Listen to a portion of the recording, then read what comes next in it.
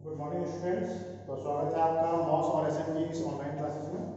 ठीक है, कल हम लोगों ने पढ़ा था प्रतिबल और विकृतियों के हम लोगों ने कुछ पार्ट पढ़ा था, प्रतिबल का कुछ हिस्सा देखा था।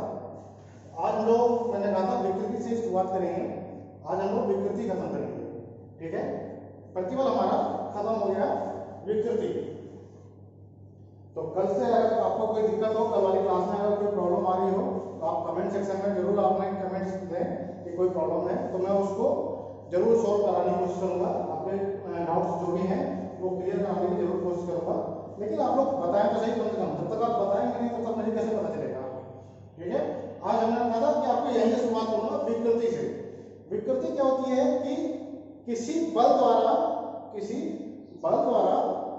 किसी वस्तु पर किया गया विरूपण या उसकी विमाओं में हुआ परिवर्तन, ही विकृति कहलाता है।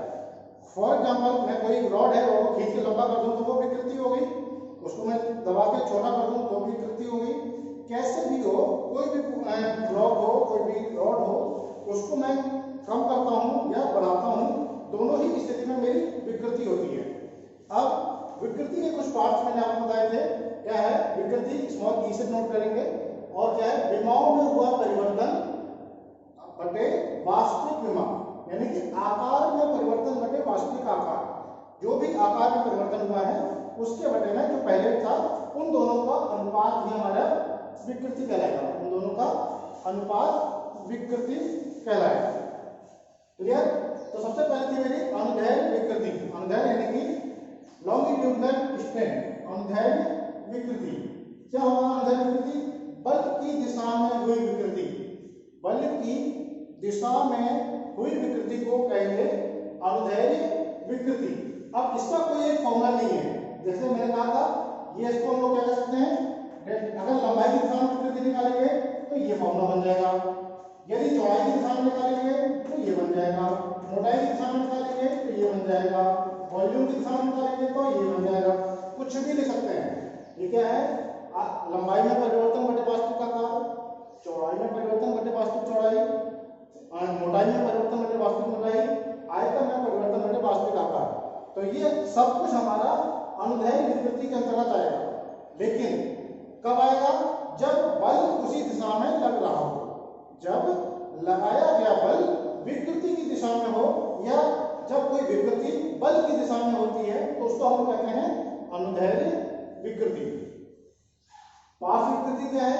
मैंने एक एग्जांपल बताया था कि अगर कोई ब्लॉक है, फॉर एग्जांपल ये सर्कुलर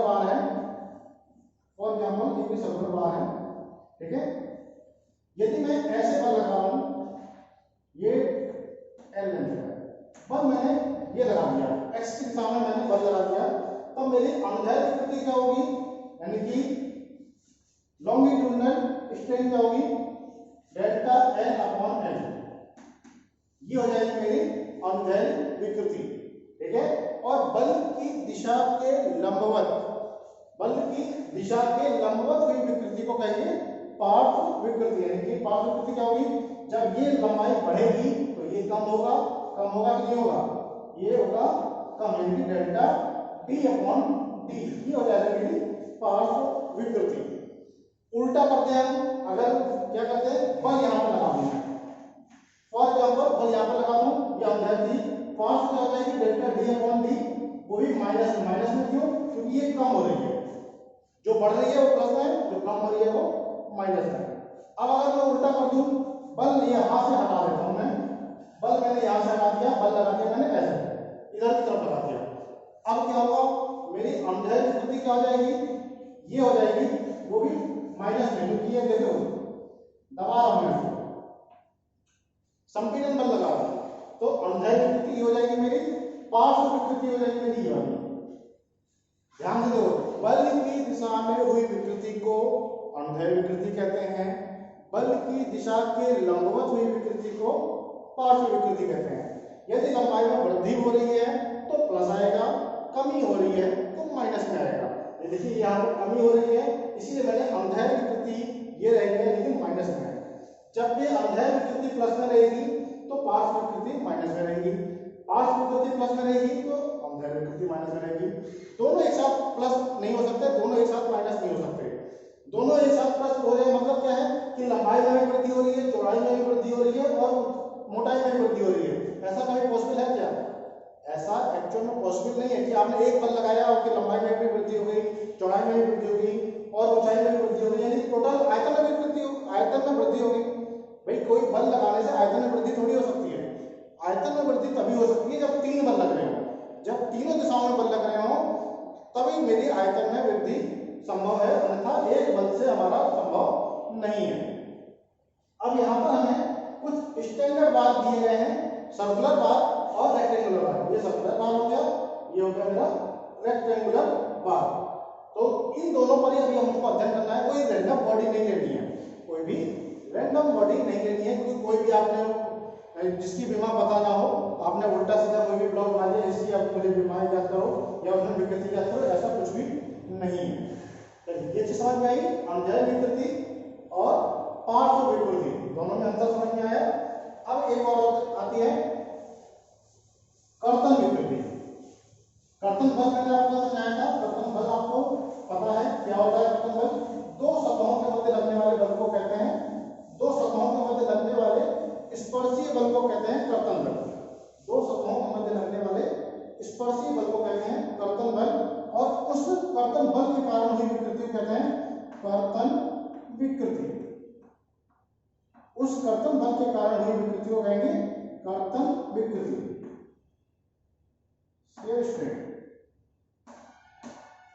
अब देखिए कैसे होगा। फॉर एग्जाम्पल कोई एक ब्लॉक है,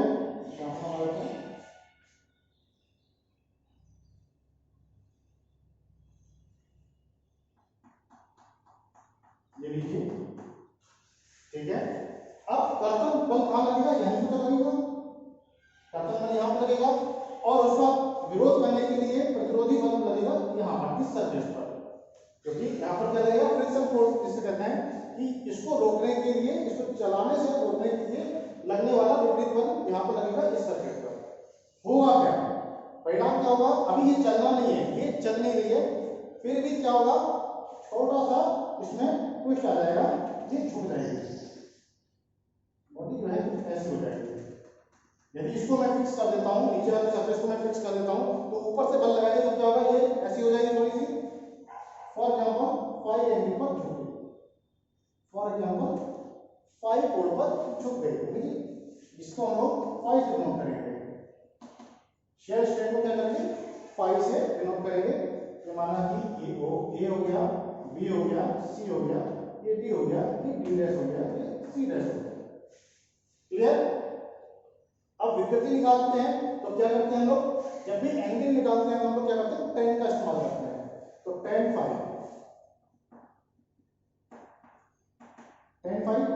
tan क्या होता है?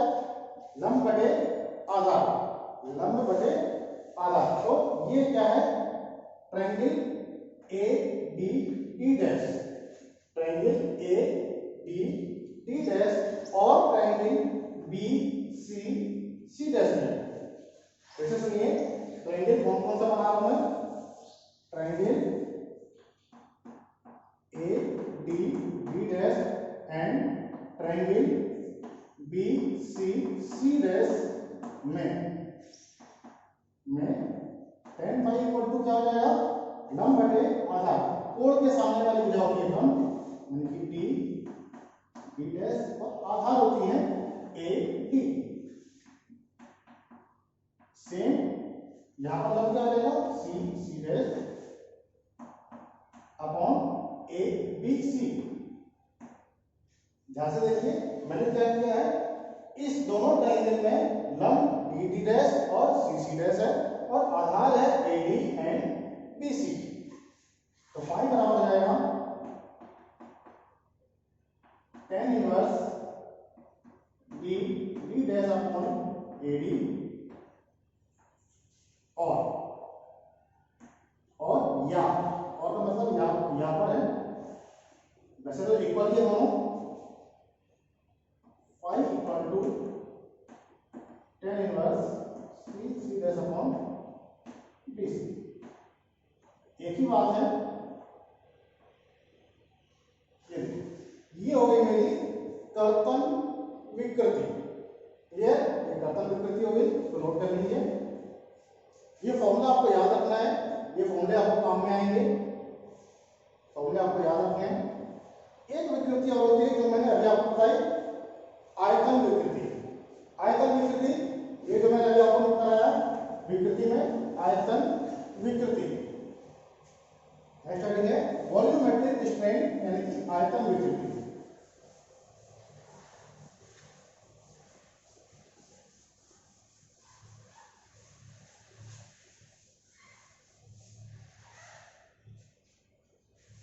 चौथे आयतन विकृति।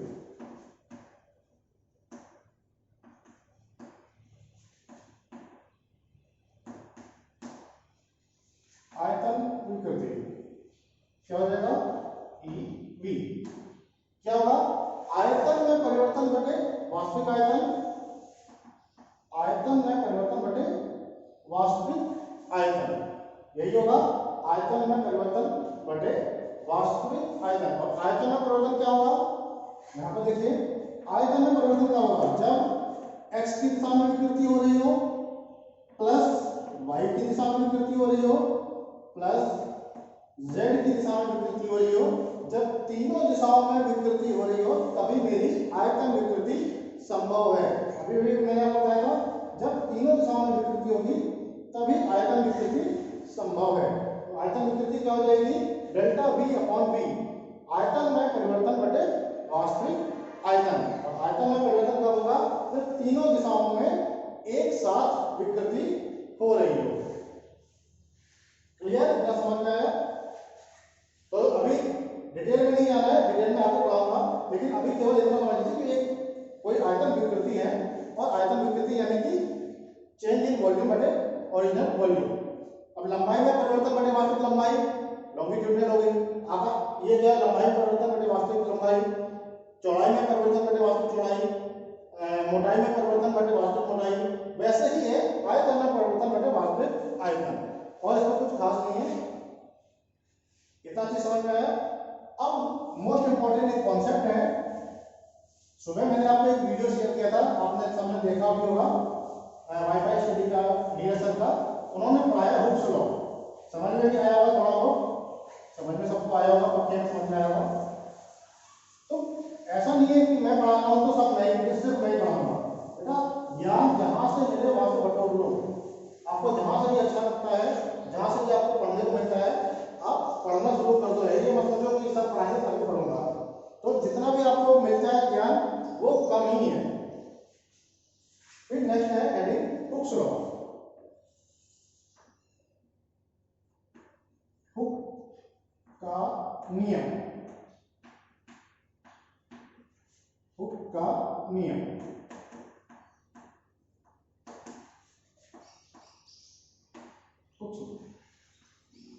क्या कहते हैं हुक्स भाई साहब? हुक्स ने कहा कि प्रत्यास्थता सीमा के अंतर्गत, प्रत्यास्थता सीमा के अंतर्गत प्रतिबल तथा विकृति आपस में समानुपाती होते हैं। ठीक है, ये एक लाइन, ये शब्द जानना बहुत जरूरी है। प्रत्यास्थता सीमा के अंतर्गत, under the elastic limit stress is directly proportional to strain, stress is directly proportional to strain. ठीक है, प्रत्यास्थता सीमा के अंतर्गत प्रतिबल तथा विकृति आपस में समानुपाती होते हैं। अब यहां पर देखिए कैसे, यहां पर देखिए कैसे, माना कि यहां पर प्रतिबल डाला गया, यहां पर ले लिया विकृति। कोई भी एक रॉड ले लिया, किसी पे एक बल लगाया, जब मैं 1 न्यूटन का बल लगाऊंगा, 1 न्यूटन का बल लगाऊंगा, तब विकृति भी मेरी क्या होगी, एक ही आएगी। जब तक इलास्टिक लिमिट है, परफेक्ट इलास्टिक की बात कर रहा हूं, परफेक्ट इलास्टिक की, कि जब मैंने 1 न्यूटन का बल, भाई जब मैं कम बल लगाऊंगा तो कम विकृति होगी, साफ सी बात है। भाई कोई भी एक स्पंज है, यहाँ पर कोई स्पंज है, तो उसमें अगर मैं कम बल लगाऊंगा तो विकृति तो कम ही होगी, जब मैं ज्यादा बल लगाऊंगा तब ज्यादा विकृति होगी। यानी कि प्रतिबल जब मैं 1 लगाऊंगा तब विकृति भी एक ही आएगी। जब मैं 2 लगाऊंगा तो विकृति 2 आएगी, जब 3 लगाऊंगा तो विकृति 3 आएगी। लगभग कुछ ऐसा ग्राफ जाता है एंगल 45 डिग्री पर, एंगल 45 डिग्री पर, और कब तक जाता है? जब तक उसकी प्रत्यास्थता सीमा समाप्त नहीं हो जाती। प्रत्यास्थता सीमा, जब तक उसकी प्रत्यास्थता सीमा समाप्त नहीं हो जाती तब तक ये एंगल 45 डिग्री पर ही बनेगा। जैसे ही प्रत्यास्थता सीमा समाप्त होगी उसके बाद वो ये ग्राफ चेंज हो जाएगा, यानी कि आगे का ये 45 एंगल करेक्ट चेंज हो जाएगा, वो 45 एंगल नहीं रहेगा। तो जब तक प्रत्यास्थता सीमा है तब तक क्या है? प्रतिबल एवं विकृति आपस में समानुपाती रहेंगे। बस इतना याद रखना है, प्रत्यास्थता सीमा के अंतर्गत प्रतिबल तथा विकृति आपस में समानुपाती होते हैं। और ये आता जरूर है, बहुत ही इंपॉर्टेंट ये टॉपिक है, आपको ध्यान से देखना है कि हुक्स लॉ बहुत पूछा जाता है। जब भी हम लोग कोई भी समानुपाती का निशान हटाएंगे तो एक स्थिरांक आएगा जिसे कहते हैं हुक स्थिरांक। हुक स्थिरांक, जब भी हम लोग समानुपाती का निशान हटाएंगे तब हुक स्थिरांक आएगा बीच में। और हुक स्थिरांक जो होते हैं वो 3 प्रकार के होते हैं। पहला होता है ई, जिसे कहते हैं यंग मापांक, यंग मापांक, एक तो ई होता है। दूसरा होता है जी, जिसे कर्तन मापांक कहते हैं।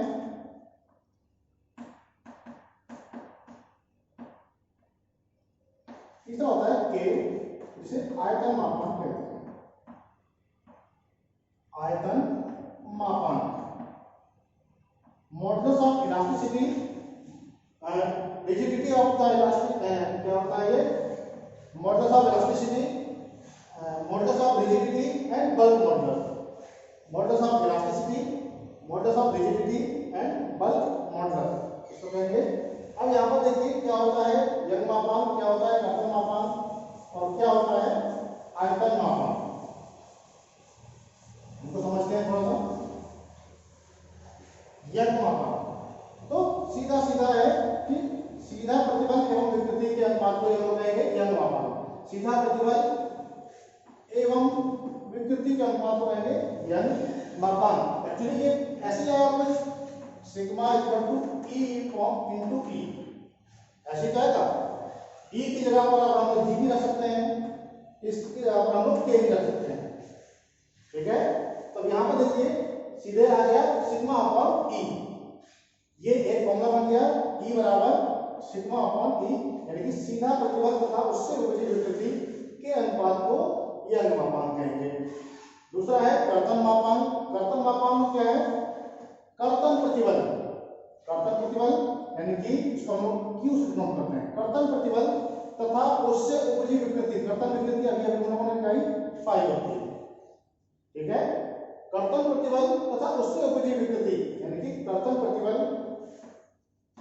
कर्तन प्रतिबल एवं कर्तन विकृति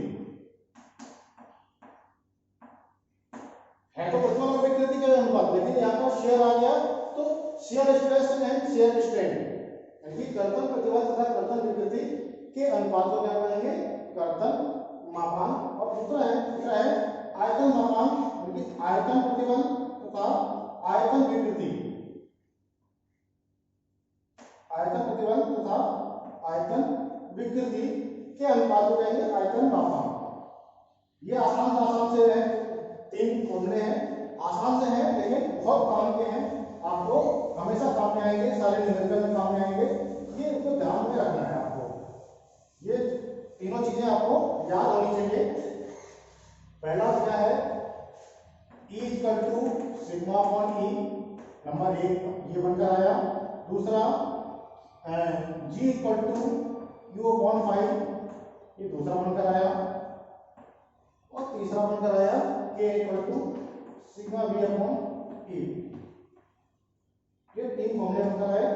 ये तीनों ही मेरे यंग मापांक हैं, E, G और K तीनों ही मेरे यंग मापांक हैं। इतना नोट कर लीजिए।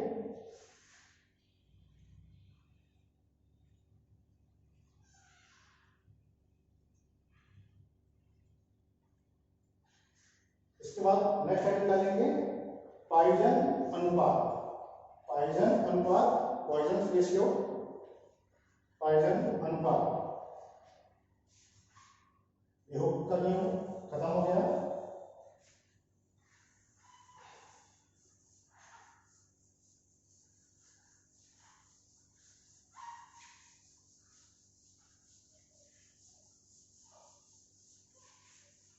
एक प्रतिबल विकृति आरेख भी देख लेते हैं, बहुत पूछा जाता है। मृदु इस्पात का प्रतिबल विकृति आरेख, वजन अनुपात हम लोग कल देखेंगे, आज हम लोग एक छोटा सा देख मृदु इस्पात का, मृदु इस्पात का प्रतिबल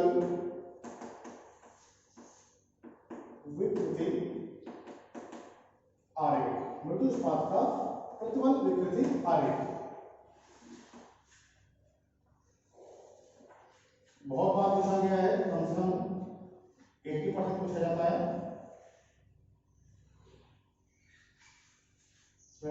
हेडिंग डालेंगे 0 A B C D E F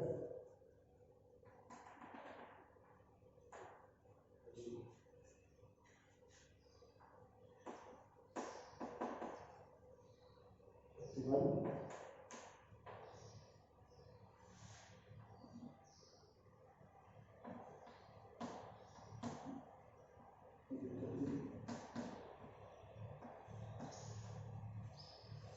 इसको बना लीजिए, नोट करेंगे।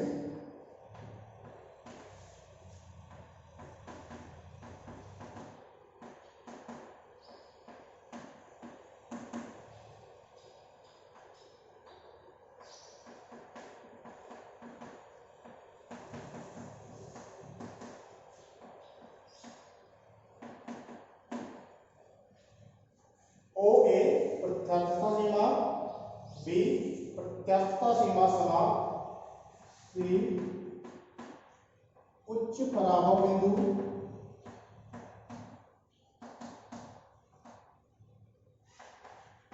डी निम्न पराभव बिंदु,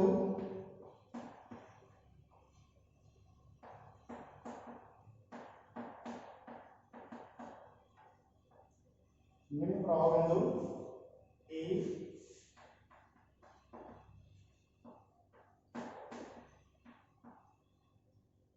अंतिम प्रतिबल,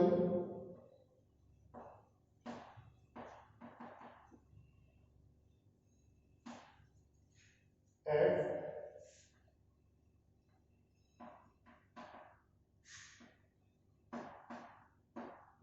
भंजक बिंदु। O A B C D E F, G मैंने नहीं लिखवाया, जी क्या है इसको अभी समझेंगे, पहले इतना नोट कर लीजिए, इसको भी समझेंगे जी क्या है, इतना नोट लीजिए। प्रत्यास्थता सीमा ओ ए है इलास्टिक लिमिट, ओ ए है इलास्टिक लिमिट, मैंने आपको पहले बताया था जहां तक इलास्टिक लिमिट चलेगी वहां तक एंगल बनेगा 45 डिग्री, यहां से यहां तक जो है हुक्स लॉ काम करेगा हमारा, हुक्स लॉ यहां से यहां तक काम करेगा, प्रतिबल और विकृति समानुपाती रहेंगे। फिर प्रत्यास्थता सीमा समाप्त, प्रत्यास्थता सीमा और सीमा समाप्त कितना अंतर होता है, कुछ भी अंतर नहीं होता है, एक सीमा है और सीमा समाप्त, इन दोनों में बहुत ही कम अंतर होता है, इसलिए ये एक ही बिंदु पर माने जा सकते हैं, ए और बी को एक ही बिंदु पर माना जा सकता है क्योंकि जो एक ही बिंदु पर लगभग लगभग होते हैं। सी जो है उच्च पराभव बिंदु, डी निम्न पराभव बिंदु, अंतिम प्रतिबल और भंजक बिंदु ये है। अब इसको समझते हैं, इसको समझते हैं थोड़ा सा, ये देखिए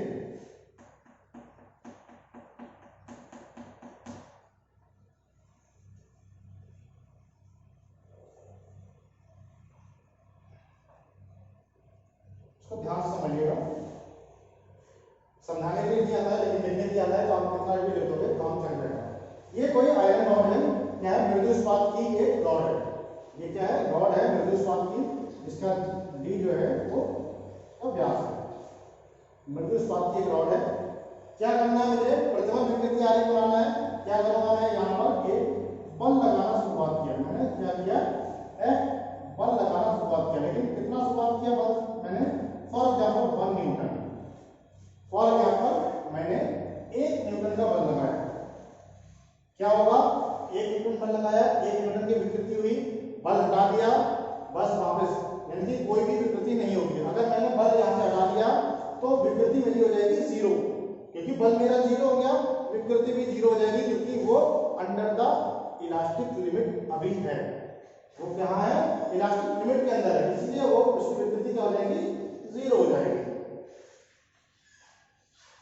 लेकिन अब क्या करूंगा मैं, इस फोर्स की वैल्यू धीरे धीरे 2 न्यूटन की, 3 की, 4 की, 5 की, धीरे धीरे मैं 1-1 न्यूटन का लोड बढ़ा। भाई एक्सपेरिमेंट ऐसे ही होते हैं, ऐसा नहीं है सीधे सीधे 50 किलो का वजन लाकर रख दिया वो टूट के अलग हो गया एक्सपेरिमेंट। ऐसा एक्सपेरिमेंट नहीं होता है। एक्सपेरिमेंट क्या होगा कि 1-1 ग्राम, मैं तो यहाँ पर 1 न्यूटन बढ़ा रहा हूँ। जब एक्सपेरिमेंट होता है तो 1-1 ग्राम का वजन आपको मायने रखता है कि 1 ग्राम बढ़ाया, फिर 2 ग्राम बढ़ाया, फिर 3 ग्राम बढ़ाया, फिर 4 ग्राम बढ़ाया, धीरे धीरे ये न्यूटन में आता है। क्लियर? तो मैं आपको ऐसे एग्जांपल बता रहा हूं। तो क्या होगा, 1 Newton, 2 Newton, 3 Newton, 4 Newton, 5 Newton, तो क्या होगा, धीरे धीरे धीरे धीरे धीरे धीरे धीरे ग्राफ मेरा यहां तक पहुंच जाएगा। कहां तक पहुंच जाएगा, प्रत्यास्थता सीमा तक पहुंच जाएगा। फॉर एग्जाम्पल ये प्रत्यास्थता सीमा हो सकता है 10 न्यूटन में मिल जाए, हो सकता है 15 न्यूटन में मिल जाए, हो सकता है 50 न्यूटन में मिल जाए। वो डजंट मैटर वो कहां किस पॉइंट पर मिल रही है, वो फर्क नहीं पड़ता, लेकिन मिलेगी जरूर, मिलेगी जरूर, किसी ना किसी पॉइंट पर जरूर मिलेगी। तो ये कंपलसरी है कि मिलनी जरूरी है। अब क्या होगा, जैसे ही मैं धीरे धीरे इसकी भी लेंथ बढ़ेगी, नहीं बढ़ेगी, इसकी भी लेंथ बढ़ेगी। मैं धीरे धीरे अगर मैं फोर्स की वैल्यू बढ़ा रहा हूं तो इसमें क्या होगा, इसकी लंबाई में वृद्धि होगी, चौड़ाई में कमी होगी, नहीं होगी, होगी ना, ये लंबाई में धीरे धीरे क्या होगा, वृद्धि होगी। अब जैसे ही इसमें लंबाई वृद्धि होती है उसका टेम्परेचर भी बढ़ जाता है, इसका जो होता है तापमान बढ़ जाता है। आप देखते हैं कोई भी चीज है, आप खींच दीजिए उसको, उसमें हल्का सा तापमान इंक्रीमेंट हो जाता है। और वैसे भी आयरन रॉड जब तक आप गर्म नहीं करेंगे तब तक वो खींचेगी भी नहीं।